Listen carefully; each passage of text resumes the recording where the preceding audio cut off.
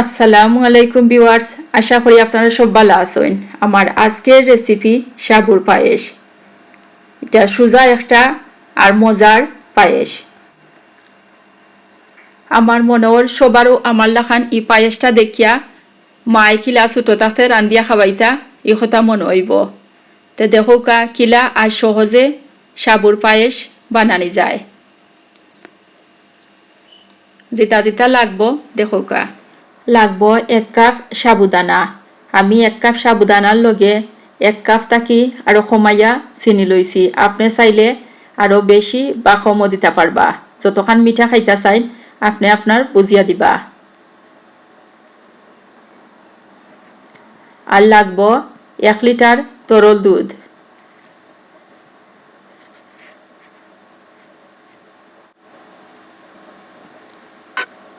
লাগবো 15-20টা কিশমিশ, 1 চিমটি লবণ,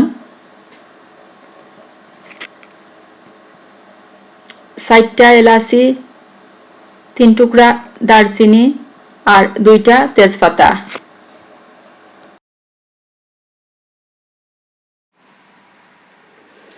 প্রথমে একটা হান্ডির মাঝে দুধ ঢালি দিব আর হাই হিটও দুধরে জাল দিব।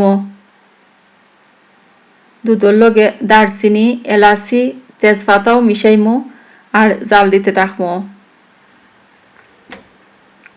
দুধ যে সময় উতরাইয়া উঠবো ওই সময় দুধের লগে সাবু ছাড়ি দিব। আমি সাবুরে 20 মিনিটের মতো পানিত ভিজাইয়া রাখছি। এখন আমি মিডিয়াম হিটও বাকি রান্নাটা রানবো।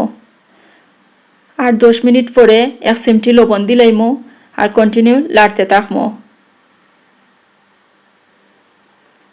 লাড়িয়া দেওয়ান লাগবো আর নাইলে জ্বলি যাইব।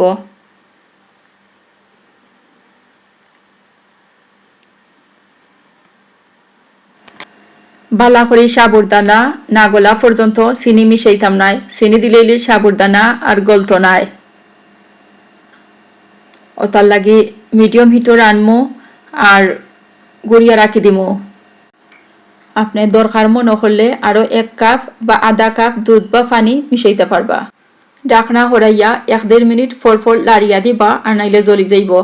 একটা চামচ দেখবা সাগু গলি গেছে নি। যদি যখন বুঝবা গলি গেছে আর ভিতরে একটা স্বচ্ছ ভাব দেখা যায় ওই সময় চিনি দেওয়া লাগবো। চিনি মিশাইয়া বালা করে লাড়মু আর আরো 2-1 মিনিট পরে কিশমিশ দিলাইমু।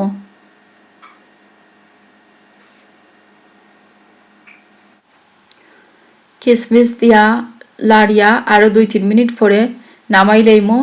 আমার সাবুর পায়েস রেডি হয়ে গেছে। বিয়া বাড়ির স্বাদের মজাদার সাবুর পায়েস রেডি হয়ে গেছে।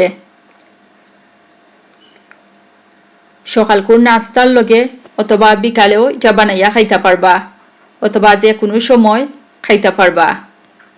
বাচ্চাইতেও খুবই ভালো পাইন। আশা করি রেসিপিটা আপনার আর খুবই ভালো লাগবো আর রান্ধিয়া জানাইবা কিলা লাগছে। আর আমার চ্যানেলও সবে সাবস্ক্রাইব করবা। থ্যাংক ইউ সবরে ভিডিওটা দেখবার লাগি।